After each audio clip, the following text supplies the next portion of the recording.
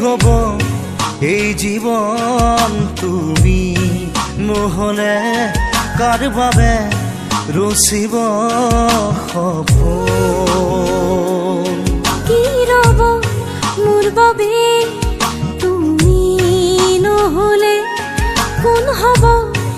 এই বুকুৰ আপোন ৰংবিহীন হৈ ৰব